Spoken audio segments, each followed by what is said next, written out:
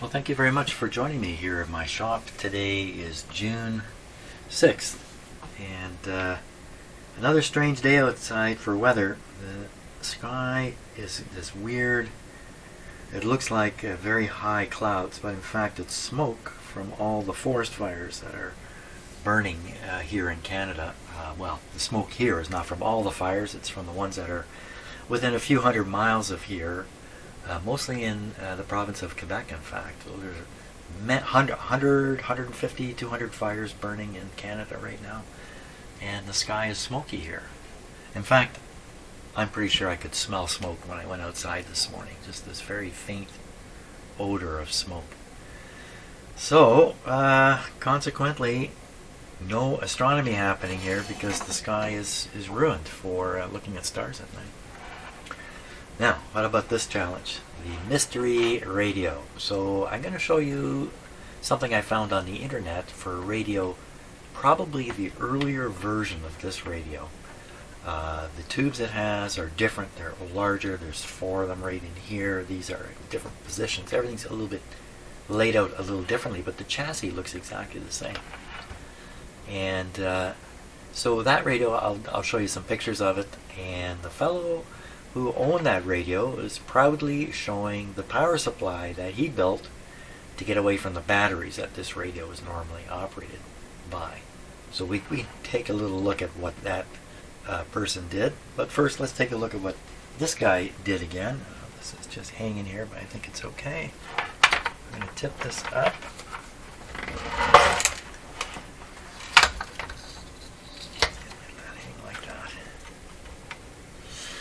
So, just looking at this now, obviously this is the board the other fellow installed. In fact, I think I'm going to take it right off in a moment. We're going to take a look at it. The other side, just in case there's some surprises. So what is this board? It's really quite simple. Rectifier, there's a full wave rectifier here. So it's a silicon diode type rectifier. Filter capacitors. 2 resistors here in parallel. This is a would look like a 3900 ohm resistor, so 4,000 ohms, 4,000 ohms, give you a 2,000 ohms. Here's another 3900 ohm or 4,000 ohm resistor here for some reason, not paralleled with these. We don't really know what he's doing on the back of this. Would this be enough to filter? This one I can see is a 47 at 160. Yeah, 160. Yeah, quite likely. 2 50s is probably enough to do the filtering. You arrange a pi filter and the cross piece would just be a resistor. It's probably these. That's the end of that. What is this coil doing here? I don't know. We're going to have to kind of research what's going on here. This is definitely attached to the back here. Where's this other wire going? Appears to be on the back of the board also. So he's probably, instead of using a resistor as the cross piece in the pi filter, assuming that's what he's done, is a pi filter, he's used an inductor. Unless you make it a very, very good filter. With this size capacitors, usually when you have a filter in these old radios, and like the original filter, you'll find the capacitors are quite small, 8 or 10 microfarads, and the big inductor is what's doing the work. And often the inductor isn't one of these, it's actually a coil on the speaker doing dual purpose, being a coil in the power supply to quell the hum, and at the same time providing magnetism for the speaker, which you might think would make the speaker hum. So other steps can be taken to control the hum in the speaker. There can be a hum coil in the speaker bucking the hum being generated. So this is the bucking action I'm demonstrating here. One-handed bucking. So how to approach this radio?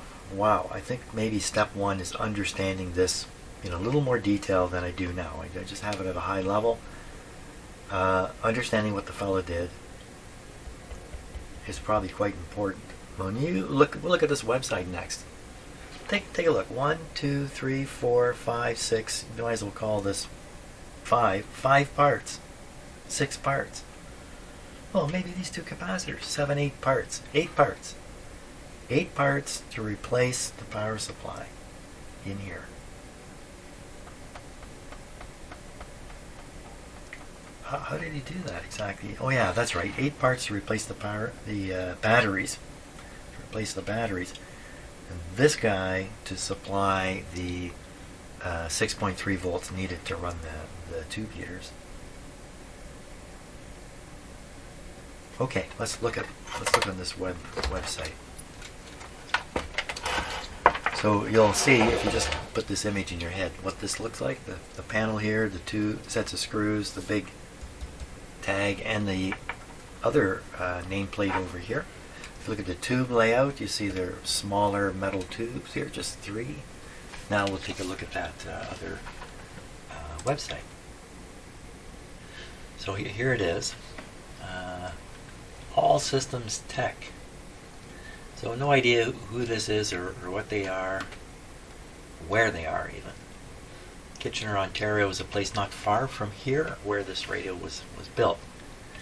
So there's a look at the radio. It's not unlike the one I have here. The one I have here, this is just a plain circle down here. And the knob arrangement is different. So I see this one's got 3 knobs plus 1. And the radio I've got's got all 4 knobs in a row here. And the nameplate, from this distance, can we make this bigger? What did I just do? There we are. Even bigger. So this looks like an AM only radio, whereas the one I have is a shortwave radio too. Okay, can we does Bing? How did the Bing window open? How did that happen? Go away. How did I get to there? There we are. Okay, we'll go down the guy's website. He talks a lot about the batteries, A, B, and C battery, and these different voltages, 1.5, 3, and 1.5 for the tube filaments, 45 and 90. So it's a different radio. It requires different voltages than the radio I've got in front of me. But probably 90 volts is probably the B plus voltage in there. And probably be 6 volts to heat the tube, so it'd be a 6 volt battery to do it. And then we found a 1.5 volt battery soldered into the radio, providing some bias voltage. That'd be this one here. But these numbers are really for a different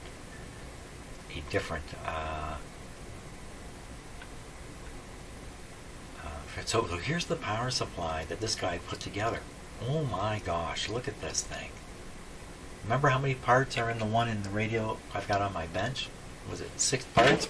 6 parts plus a transformer. Look at this. 2 transformers here. It's really 2 power supplies.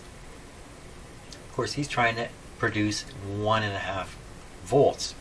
A battery would do it. A couple batteries in parallel, just ordinary D cells would have done it instead of all this. But then you got to replace those batteries. So wow, pretty extensive. So here's his radio, and you can see how similar it is. The back of it here, there's the nameplate. You see the big glass tubes here? There's 4 of them. Looks like the bottom of this radio looks a little burned out from acid too. Hard to tell with the documents there. That's a pretty new looking speaker. Yeah. Now does that compare to the speaker I have? You know what? It does. That speaker in the picture is the same as the speaker on my bench. Interesting. It looks in the photograph like the person has abandoned the original and is using this transformer for it. I'm not quite sure what he's doing there. This would be the power supply. That's the transformer for the power supply. The power supply put together. Power supply put together by the fellow for the radio I'm working on. has no transformer. We always have to wonder why bother with a transformer here.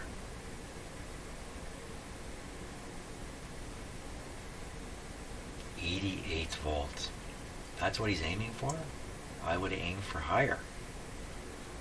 These are important numbers. Now this, of course, this relates to the tubes that are in the radio for this. So the tubes in the radio on the bench are more typical standard tubes, which probably normally have a couple hundred volts on the plate anyway. There's a closer look in the back of the radio, various part replacements, but this is a different radio, so there's not much to see here that would relate to the radio I have on the bench. There's his circuit board. Remember the one in the back of the radio here? 5 parts. What's all this stuff for? There's a nice shot of it. There's a schematic of it. Battery operated. So maybe this may help me find the proper schematic for the radio I have. Look at the tubes here. 1C6, 1A4. These are battery. These are tubes intended for battery operation. 30s, very rare tubes. 30-30-30s, this version of it. Rare tubes. Luckily, this radio is not as old as this one. Ruben Binder. Thank you, Ruben. Okay, so this is a little bit interesting, a little bit helpful. Not going to solve too much though. So for the radio on my bench. Okay, let's go back and look at it. Okay, so I was thinking, taking that plate off and just taking a look underneath to see if there's any surprises under there. It looks like it's just held on with one screw.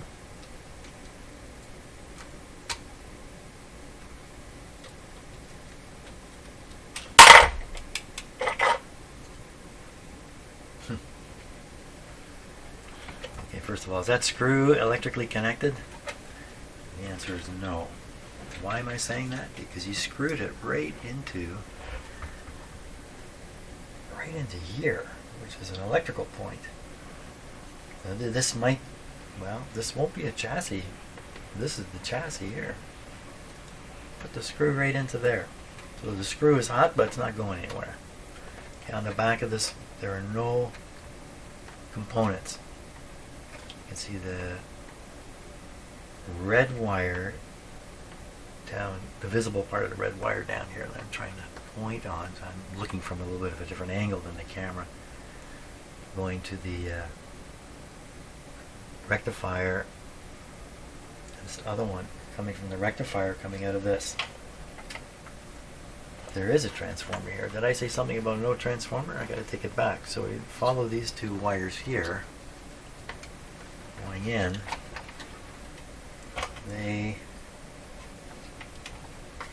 go. So one wire is connected to the power cord lead coming right out of the wall. And the other wire's going over to the switch. And then there's a green wire coming back, heading out to here. Yeah, that's right, heading out to here.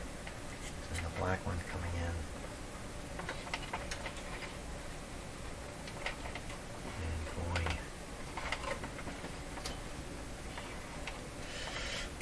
I said coming in should be going out. Okay, so if you follow the one wire, let's do it again.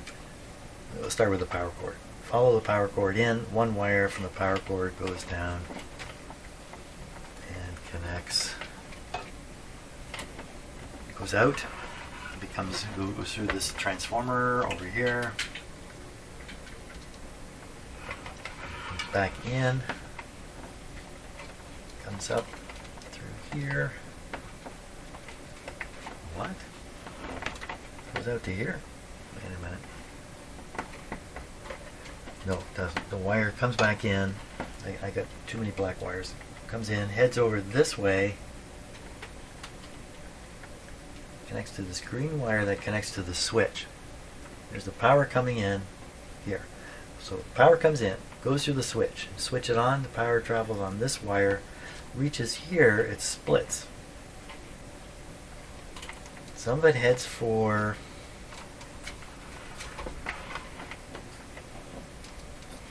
out to here. The other wire is heading to here. So both these transformers appear to be... This isn't a transformer though. Oh yes it is. They're both transformers. I thought they were inductors. So what's he done? So he's got a 6.3 volt transformer and then he's got a high voltage transformer. That's what he's done. So this is the high voltage transformer. And what voltage it's producing, I don't know. What B plus is coming out of here, I don't know. Okay, sorting a few things out here. Now, let's just maps this. So this is the high voltage guy, and this one, it says right on it, 6.3 volts. So with that in mind, you get 6.3 volts. It's a center tapped transformer. You could probably ground this center tap to the chassis, and you might benefit from that, but maybe not. So he's left it ungrounded. So okay, so that's the heater. The heater lines are coming kind of in here. Okay. So now, I didn't think there was a transformer for the high voltage side of it, because originally this would have been a 90 volt radio, almost certainly. So you can get 90 volts just by rectifying the 120 volts coming in on the line. You don't need a transformer to get there. A transformer, though, would provide you with isolation. So the radio becomes isolated away from the power line. And maybe that's what he was hoping to achieve. Maybe that's what made this necessary in here.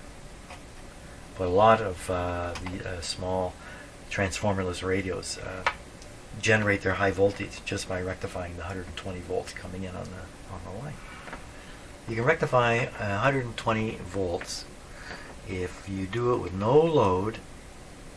You could get as much as like 169 volts out of that, because the actual voltage in your outlet is 169 peak volts, not 120. It's 169. And the power supply can go right to the peak. So you draw a little bit of power out of it, the voltage would drop a bit. So commonly, transformerless radios run around 120 volts, something in that range for B+. That's what this guy would have been set up for 90.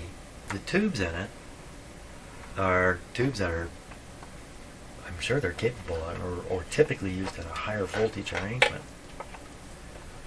He couldn't have swapped all the tubes out. He couldn't have rebuilt this thing entirely. I can't imagine it.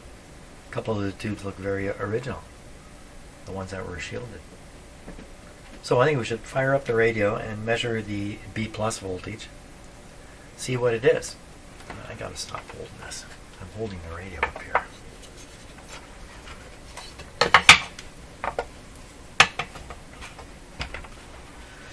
Okay, so we'll do that using, well, this is a little, I was going to say we'll do it using the meter there, you see, this one there. Just a little hesitant now. So I'm hesitant and I don't need to be. So I have this radio plugged into an isolation transformer. I'm powering it with a isolation transformer. So there's nothing in here that I couldn't connect one ground to, just anywhere. Just one. So I shouldn't be too worried. Where should I put the meter ground though? I could put it on the negative of the capacitor. Could assume the chassis is part of the circuitry in this radio. It's a pretty good guess. I'm just looking now to see what is, there's solder to the chassis, solder to the chassis. There was, what else is soldered to the chassis? There's probably a good number of, this is a rivet, solder to the chassis here. Probably clip this on the chassis, but I think I'm going to start. So the negative side of this capacitor is on this wire heading back up into the circuit. I'll bet you that is the ground. There's another wire coming over here. Well, let's see what's across this capacitor. That's a way of putting it. Connect there. Negative side. No, that's a positive side. Negative side. Okay, meter's ready.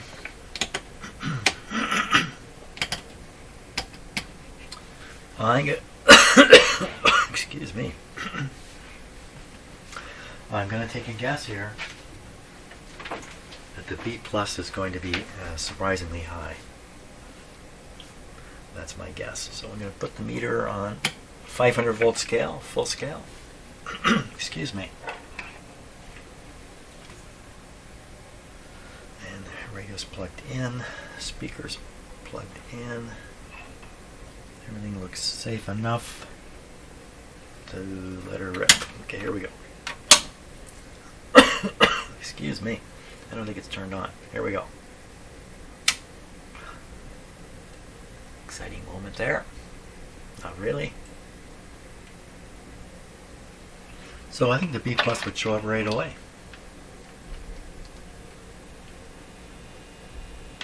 So we're on the 500 volt scale. That's the 150 volt scale. Okay, it's going right over. Oop, I moved it the wrong way. That was dumb. Yeah, so on here reading 150. Okay, that's in the ballpark. That's sort of at the high range for a battery operated radio. I don't think there's any problem with that offhand. If it was 300, I would wonder, is that really a good thing or not?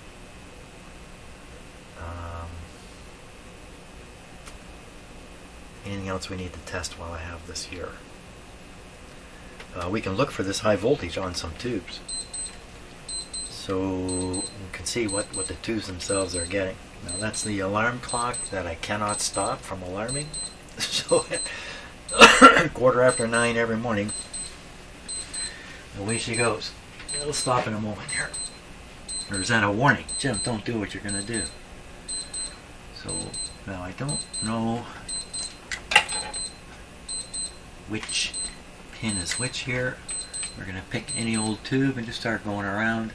When we hit the B plus, this will go up a fair bit. It's going up a fair bit already. That particular pin, that particular terminal for that tube has no pin under it, so that's just a free connection point. Get a little voltage there. That's a little odd.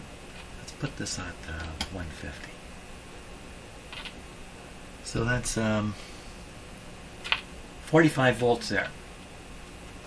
Here, a little tiny bit here. That's odd. A little bit there. That's odd. So this little bit of voltage, I think, is suggesting I'm really not connected in the right spot here. I think that's what that's saying. I'm seeing a little bit of voltage everywhere. So it could be we're seeing the voltage drop on one of these resistors. The way he's got it wired, I don't know. So it's a bit of an odd values there. Let's try another tube here. Nothing. Nothing.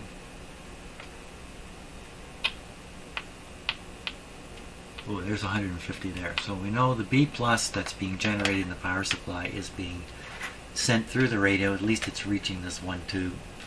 Probably reaching more than that. We come down here. Try that. A little tiny voltage. Very high voltage. The 150. Another one, 150 on it. Okay. So now we know what his power supply is doing. We know the fellow who built it was very practical. He didn't do all that crazy stuff you saw the other guy do. He utilized big transformers, whatever he had available probably. and must have known what he was doing. I mean, to take on this kind of change on an old radio like this, if you don't know what you're doing, you're bound to get into trouble. I mean, you're going to have to do it a few times before you get through all the possible shenanigans that can happen. Or some old guy is teaching you because he already has been through the shenanigan route and he knows what happens.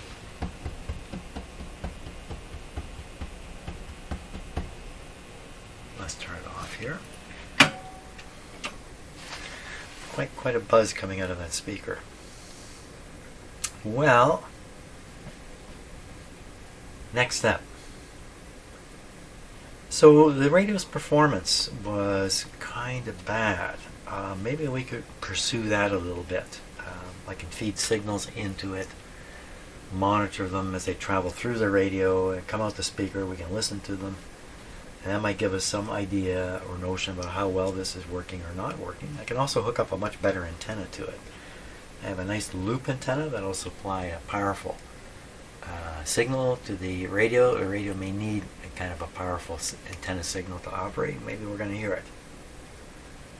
And I think what I'm going to do is I'm going to pull the plug out here, just to be extra safe. But I think I'm going to leave it like that for now because I have another day of outdoor work to do. Very, very cool weather today. I think the high today is 20. My gosh, it was 32 just a couple days ago. 20? 20 is jacket weather practically. So, thanks a lot for watching this. And next step, what did I say I'm going to do? I've already forgotten it. See ya.